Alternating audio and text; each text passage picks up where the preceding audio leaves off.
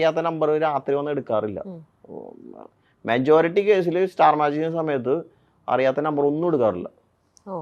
അത്രയും ഇതുള്ളവർ എനിക്ക് വാട്സപ്പിൽ മെസ്സേജ് ചെയ്യുമോ എന്തെങ്കിലും ഉണ്ടായോ, കാരണം അത്രയും കോൾസ് വരാറുണ്ടായിരുന്നു. ചില സമയത്ത് നമ്പർ ലീക്കായിട്ടും വരാറുണ്ട്.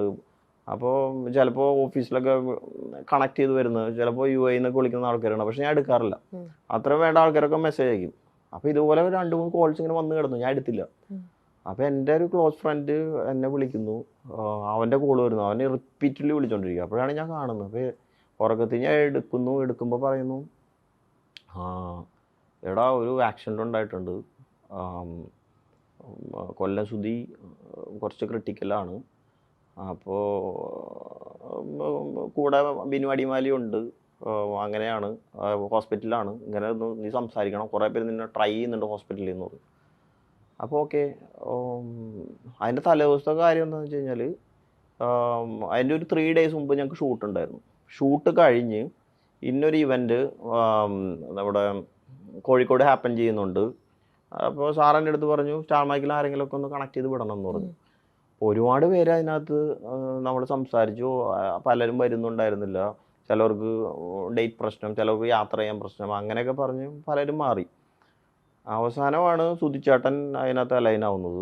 ബിനു അടിമാലി ഉണ്ടെന്ന് പറഞ്ഞപ്പോൾ സുധിയും കയറി. അങ്ങനെ വന്ന് അപ്പം എന്നെ പോകുമ്പോൾ എന്നെ വിളിച്ചു, അനുവേട്ടാ ഞാൻ പോവാണേ, പോയി ഷോ ഒക്കെ അറ്റൻഡ് ചെയ്ത് വരാം. ഞാൻ അപ്പോഴേ പറഞ്ഞു പഴയ ജഗദീഷൊന്നും പോയി കാണിക്കരുത്, ഇവിടെ മര്യാദയ്ക്ക് പോയി സംഭവമൊക്കെ ചെയ്യണം. അപ്പോൾ അതിന് ശേഷം എല്ലാവരും പറഞ്ഞു എൻ്റെ അടുത്ത്, സുധി ഭയങ്കരമായിട്ടൊന്ന് പെർഫോം ചെയ്തൊരു സ്റ്റേജായിരുന്നു അത്, ഭയങ്കര കയ്യടിയായിരുന്നു. പുള്ളി സിംഗിളായിട്ടൊന്ന് പെർഫോം ചെയ്ത് ഒരുപാട് അവിടെ കയ്യടി വാങ്ങി എന്നൊക്കെ പറഞ്ഞു. അപ്പോൾ അതെല്ലാം ഇത് കഴിഞ്ഞിട്ടാണ് ഞാൻ അറിയുന്നത്. അപ്പോൾ ഞാൻ പറഞ്ഞു ഓക്കെ. അപ്പോൾ അവിടെ പോകുന്നു. രാത്രി എനിക്ക് ഇപ്പോഴും ആ മെസ്സേജ് ഇപ്പോൾ കിടപ്പുണ്ട് എനിക്ക്. അവിടെ എല്ലാവരും കൂടെ നിന്ന് ഫോട്ടോ എടുത്തിട്ട് എനിക്ക് അയക്കുന്നത്, അവിടെ നിന്ന് യാത്ര ചെയ്യുന്നതിന് മുമ്പ്.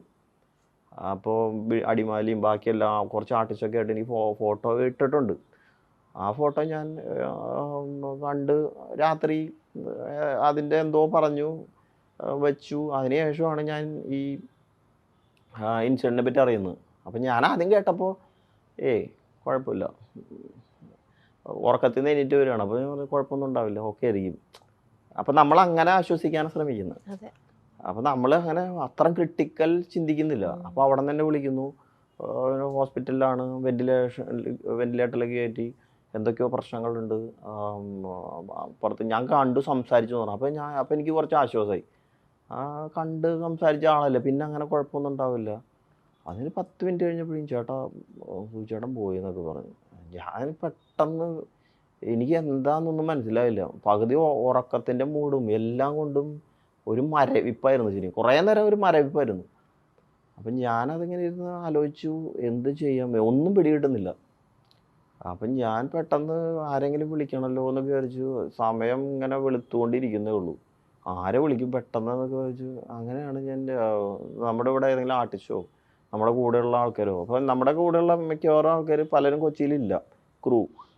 അപ്പോൾ ഓഫീസിൽ വിളിക്കാമെന്ന് വെച്ച് കഴിഞ്ഞാൽ സാറിനെ എങ്ങനെ വിളിക്കുന്ന, ഈ വെളുപ്പകാലത്ത് എങ്ങനെ വിളിക്കുന്നൊക്കെ പറഞ്ഞ് അവസാനം ഞാൻ ബിനീഷിനെ വിളിക്കണം. ബിനീഷ് ബാസ്റ്റിൻ ഫോർട്ട് കൊച്ചിയിലുണ്ടായിരുന്നു. ഇവിടെ ഏറ്റവും ക്ലോസ്ലി അടുത്ത് ആക്സസിബിൾ ബിനീഷ്.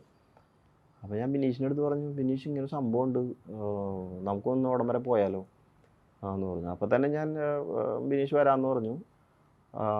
അപ്പോൾ തന്നെ ഓഫീസിൽ വിളിക്കുന്നു, 2-3 പേരൊക്കെ ഇട്ട് സംസാരിക്കുന്നു. അപ്പോൾ അവിടുത്തെ ഡ്രൈവേഴ്സൊക്കെ ഉണ്ടായിരുന്നു, ഫ്ലവേഴ്സിൻ്റെ ഡ്രൈവർ ഉണ്ടായിരുന്നു. അപ്പോൾ അവരുടെ കൂടെയുള്ള അറ്റാച്ച് ചെയ്തിട്ടുള്ള വേറെ ഡ്രൈവേഴ്സ് പിന്നാലെ വന്നു, അവരൊക്കെ എൻ്റെ അടുത്ത് സംസാരിക്കുന്നുണ്ട്.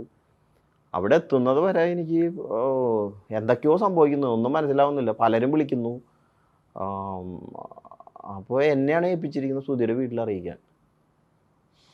അപ്പോൾ അപ്പം ഞാൻ വണ്ടിയിലിരിക്കുന്നുണ്ട്. അപ്പം ഞാൻ സാധാരണ എല്ലായിടത്തും സെൽഫ് ഡ്രൈവ് ചെയ്താൽ പോകാറ്, കമ്പനിയിൽ നിന്ന് വണ്ടി എടുത്തില്ല. അപ്പോൾ ബിനീഷ് വന്നതുകൊണ്ട് ബിനീഷിൻ്റെ വണ്ടി ഞാൻ കയറിയിരുന്നു.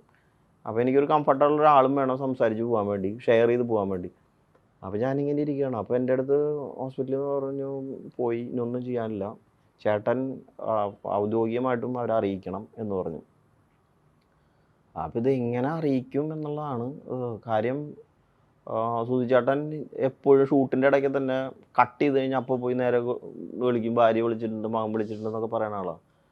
അപ്പോൾ രാവിലെ 6 മണിക്ക് വിളിച്ച് ഞാൻ എങ്ങനെ പറയും ഇത്? അപ്പോൾ എനിക്കൊരു പിടിയും കിട്ടുന്നില്ല. ഞാൻ കൈയൊക്കെ കുറച്ച് വിറച്ച് കുറച്ച് നേരമൊക്കെ ഇരുന്ന് അപ്പോൾ ഞാൻ കൊടുങ്ങല്ലൂർ പോയിക്കൊണ്ടിരിക്കുക. കൊടുങ്ങല്ലൂരായിരുന്നു ഹോസ്പിറ്റലിലാണ് ശ്രുതിയുള്ളത് ആ സമയത്ത്. ഞാൻ പോകുന്ന സമയത്ത് കോൾ ചെയ്യുന്നു. അപ്പോൾ ആദ്യം രേണു തന്നെ എടുക്കുന്നതെന്ന് തോന്നുന്നു. രേണു തന്നെ എടുത്ത്. അപ്പോൾ രേണു എടുത്തതിന് ശേഷം ഞാൻ പറഞ്ഞു ശ്രുതിക്കൊരു ആക്സിഡൻറ്റ് പറ്റിയിട്ടുണ്ട്, കുഴപ്പമുണ്ടല്ലോ, ഞാൻ ഹോസ്പിറ്റൽ വരെ പോവാണ്, ബാക്കി കാര്യങ്ങൾ അറിയിക്കാം, കുറച്ച് ക്രിട്ടിക്കലാണ് എന്നൊക്കെ പറഞ്ഞു വെച്ചു. അപ്പോൾ അതിനുശേഷം ഒരു പെട്ടെന്ന് അവർ പേടിച്ചു. ഞാൻ പറഞ്ഞു കുഴപ്പമില്ല, ഞാൻ അവിടെ പോയിട്ട് എല്ലാം ടേക്ക് കെയർ ചെയ്തതിന് ശേഷം വിളിക്കാം. പക്ഷേ എനിക്ക് ഒറ്റയടിക്ക് പറയാൻ പറ്റുന്നില്ല. മരിച്ചു പോയെന്നൊക്കെ ഇങ്ങനെ ഇത്രയും വെളുപ്പാങ്കാലത്ത് പറയാൻ പറ്റുക. അപ്പോൾ ഞാൻ വിചാരിച്ചു അവിടെ ആരെങ്കിലും അടുത്ത് ഉള്ള ആൾക്കാരെ അസൈൻ ചെയ്ത് ഡയറക്റ്റ് പോയി പറയാമെന്നൊക്കെ വിചാരിച്ചപ്പോൾ ആരെയും ആക്സസിബിൾ ആയിട്ടില്ല. ആ സമയത്ത് ഐശ്വര്യ ഉണ്ടായിരുന്നു നമ്മുടെ സ്റ്റാർ മാജിക്കിൽ. ഐശ്വര്യ കുറച്ച് ഓടിയെത്തുന്നത് കൊണ്ട് അതൊരു കുറച്ച് ബുദ്ധിമുട്ടായി എനിക്ക് തോന്നി. അപ്പോൾ ആർക്കും വീട് അറിഞ്ഞൂടാ കറക്റ്റ്. അതിനുശേഷം രണ്ടാമത് ഞാൻ കോൾ എടുക്കുകയാണ്. അപ്പോൾ ശ്രുതിയുടെ മകനെടുത്തു. അപ്പോൾ ഞാൻ പറഞ്ഞു അച്ഛൻ പോയടാന്ന് പറഞ്ഞു. അപ്പോൾ അവനാദ്യം ചോദിച്ചു ചേട്ടാ അച്ഛൻ എന്താ പറ്റുക, അച്ഛൻ എന്താ പറ്റുക? ഞാൻ പറഞ്ഞു ഇങ്ങനെ ആക്സിഡൻറ്റ് ഉണ്ടായി, അച്ഛൻ പോയി. ഒന്നും എനിക്ക് പെട്ടെന്ന് എങ്ങനെയാണത് അവതരിപ്പിക്കേണ്ടതെന്ന് പോലും ഞാൻ മറന്നുപോയി. കാരണം എൻ്റെ വീട്ടിൽ ഒരാളുടെ അടുത്ത് അവതരിക്കുന്ന പോലെ എനിക്ക് ആ സമയത്ത് ഫീൽ ചെയ്തു. അപ്പോൾ അവൻ്റെ ഒരു കരച്ചിൽ ഇപ്പോഴും ഉണ്ട്, എനിക്കിപ്പോഴും ചെവിയിൽ കേൾക്കാം. രാവിലെ എഴുന്നേറ്റിട്ടുള്ളൂ. കാരണം അവന് ഭയങ്കര അറ്റാച്ച്ഡ് ആയിരുന്നു അച്ഛനായിട്ട്. എനിക്ക് ആരൊക്കെയോ എൻ്റെ ഫോൺ വിളിച്ച് സംസാരിക്കുന്നുണ്ട്, തൊട്ടടുത്തുള്ള ആൾക്കാർ ആരൊക്കെയോ കുറേ നേരം, ഒരു 5 മിനിറ്റ് നേരത്തേക്ക് എന്തൊക്കെയോ നടന്ന് എനിക്ക് ഇപ്പോഴും ഓർത്തെടുക്കാൻ പറ്റുന്നില്ല. അത്രയും വികാരഭരിതമായിട്ടുള്ളൊരു സമയമായിരുന്നു ആ സമയത്ത് പോയിക്കൊണ്ടിരുന്നത്. അപ്പോൾ അതിനുശേഷം ഞാൻ അവിടെ എത്തുന്നു. എത്തിയപ്പോഴും ശ്രീകണ്ഠൻ സാറൊക്കെ വന്നു. അപ്പോൾ ഞങ്ങൾ സംസാരിക്കുന്നു,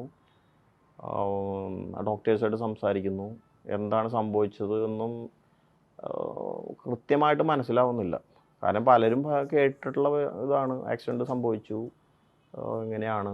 അപ്പോൾ വീട്ടിൽ നിന്ന് വിളിക്കുന്നു. അത് കഴിഞ്ഞ് രേണു എന്നെ വിളിക്കുന്നു, ചേട്ടാ എന്താ സംഭവിച്ചത്? ഞങ്ങൾക്ക് ആരുമില്ല, ഇനിയിപ്പോൾ എന്താ? ഞാൻ പറഞ്ഞു ഞാനിപ്പോൾ ഹോസ്പിറ്റലിലെത്തും, എത്തിയതിന് ശേഷം പറയാം എന്നൊക്കെ പറഞ്ഞു. എനിക്ക് ആക്ച്വലി അവരെ ഹാൻഡിൽ ചെയ്യാൻ വളരെ പാടായിരുന്നു. അപ്പോഴേക്കും ഞാൻ ഐശ്വര്യനെ അവരെ വീട്ടിലേക്ക് എത്തിക്കുന്നു, അവരെ ടേക്ക് കെയർ ചെയ്യാൻ പറയുന്നു. നെക്സ്റ്റ് എന്താന്ന് ഒരു കാര്യങ്ങളും നമ്മൾ ഏറ്റെടുത്തിട്ടില്ല, എന്താ ചെയ്യേണ്ടതെന്ന് പോലും അറിയത്തില്ല.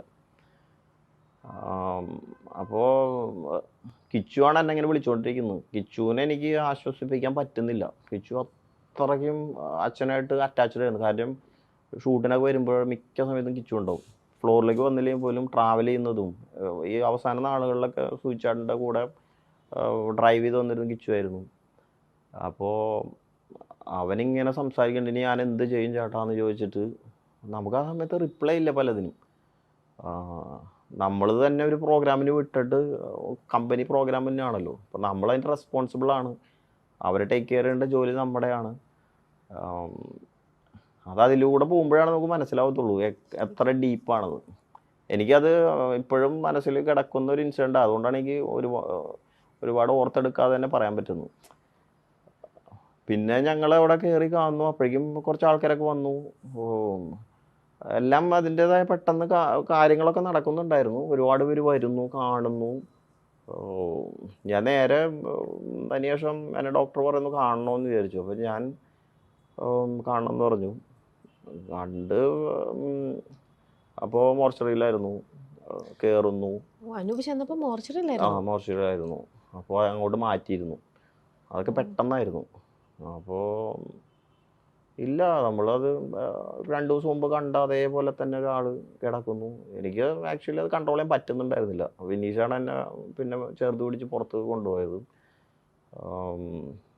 ഇപ്പോഴും ആ സിറ്റുവേഷൻ എൻ്റെ മനസ്സിലുണ്ട്, കണ്ണിലുണ്ട് ഇപ്പോഴും.